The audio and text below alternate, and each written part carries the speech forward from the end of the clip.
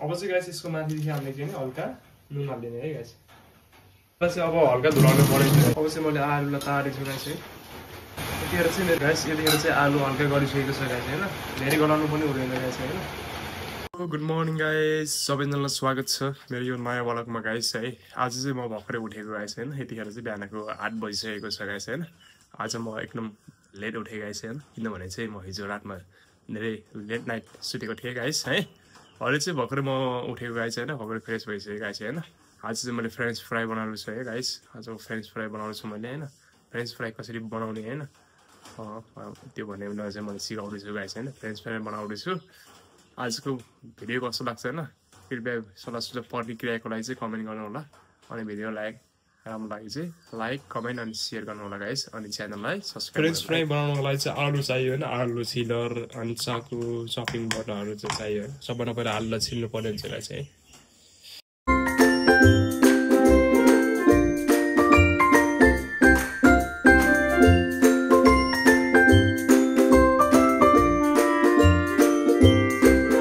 Finally मैले चाहिँ guys French फ्राईको लागि आलु छिलिसकेको छु गाइस होइन। यसलाई चाहिँ बराबर मात्रामा साइज मिलाएर काट्नु पर्ने हुन्छ गाइस। अब चाहिँ मैले बराबर मात्रामा के गर्दैछु गाइस, साइज मिलाएर काट्दैछु गाइस। यसको साइजको लागि चाहिँ हामीले चाहिँ ध्यान दिनुपर्ने हुन्छ गाइस होइन।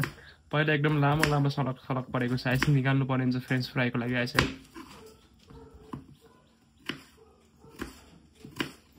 तकरिबन यो साइजको बनाउनु पर्ने हुन्छ गाइस, तकरिबन यो साइजको बनाउनु पर्ने हुन्छ गाइस।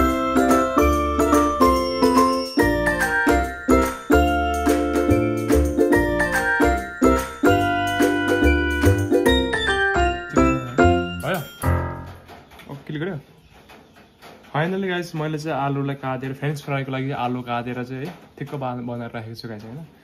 आलुको साइज कटिङको साइज चाहिँ तकरिबन यतिको हुनुपर्छ गाइस है।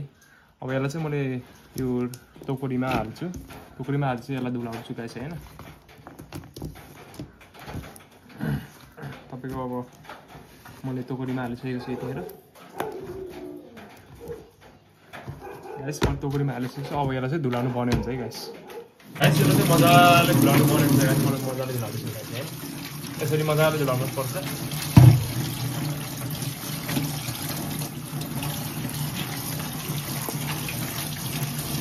यसलाई चाहिँ राम्रोसँग धुलाउनु पर्ने हुन्छ गाइस है।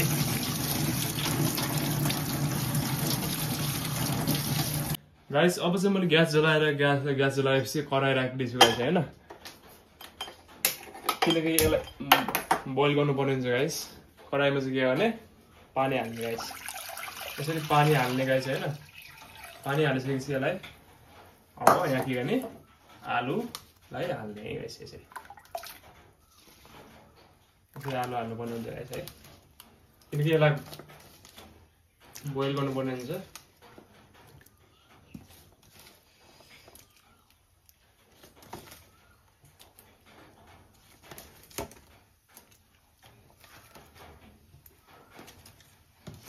अब चाहिँ गाइस यसको माथि चाहिँ हामीले के गर्ने, नुन हाल्ने है गाइस। नुन हाल्ने, यसरी नुन हाल्ने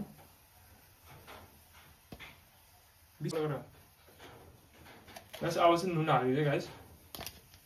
नुन हालिसकेपछि अब यहाँ हल्का बेसार पनि हाल्नुपर्ने हुन्छ गाइस होइन। हल्का बेसार पनि हाल्नुपर्ने हुन्छ।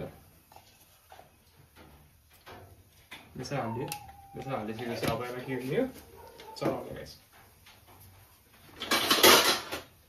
यसलाई चाहिँ मजाले चलाउने गाइस, किनकि यसलाई छोपेर राख्नुपर्ने हुन्छ 15-20 मिनट पकाउनेलाई गाइस। गाइस यतिखेर चाहिँ आलु हल्का गरिसकेको छ गाइस होइन, धेरै गलाउनु पनि हुँदैन गाइस होइन।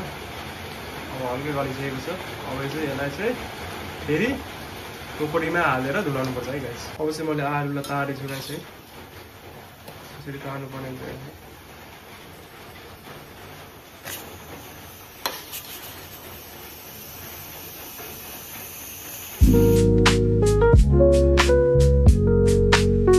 अब हल्का धुलाउनु पर्ने हुन्छ गाइस होइन।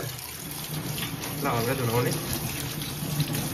धुलाइसकेपछि यसलाई के गर्ने, त्यसो मैले चुला जलाउँदैछु गाइस है। चुला जलाएर कराई राख्दैछु, किनकि अब यसलाई चाहिँ फ्राई गर्नुपर्ने हुन्छ गाइस। यसलाई फेरि मैले तेल पनि हाल्नुपर्ने हुन्छ गाइस है। पछि गाइस मैले कराईमा तेल राख्दैछु। तेल राख्नुपर्ने हुन्छ आवश्यकता अनुसार त्यो तेल फ्राईमा हाल्नुहोस्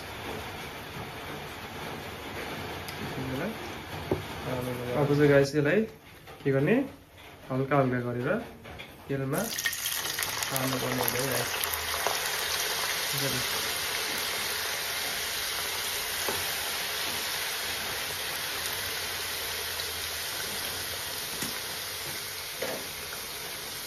फाइनली मेरो उयो फ्रेन्च फ्राई छ नि गाइस रेडी भइसकेको छ गाइस हैन रेडी भइसकेको छ मेरो बुढीले खाइरहेको छ यहाँ चाहिँ के छ यो फ्रेन्च फ्राई अनि यो के हो केचप अनि यो चाहिँ लोकल अर्ग्यानिक छोप गाइस हैन आजको फ्रेन्च फ्राई हैन कस्तो लाग्यो गाइस हैन कृपया सल्लाह सुझाव प्रतिक्रियाको लागि चाहिँ कमेन्ट गर्नु होला गाइस अनि भिडियोलाई लाइक गरिदिनु होला भिडियो राम्रो लाग्यो चाहिँ भिडियोलाई सेयर पनि गरिदिनु होला अनि हामीसँग जोडिनुको लागि चाहिँ च्यानललाई सब्स्क्राइब गरिदिनु होला है गाइस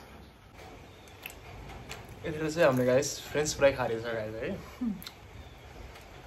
कस्तो छ फ्रेन्च फ्राई अब तपाईँहरूले पनि बनाउन सक्नुहुन्छ घरमा होइन होटलमा जस्तो फ्रेन्च फ्राई होइन कसरी बनाउने भन्ने कुरा चाहिँ मैले यो भिडियोमा सम्पूर्ण जानकारी दिइसकेको छु गाइस कृपया भिडियोलाई हेरेर साथ सपोर्ट दिनु होला है गाइस ओके बाई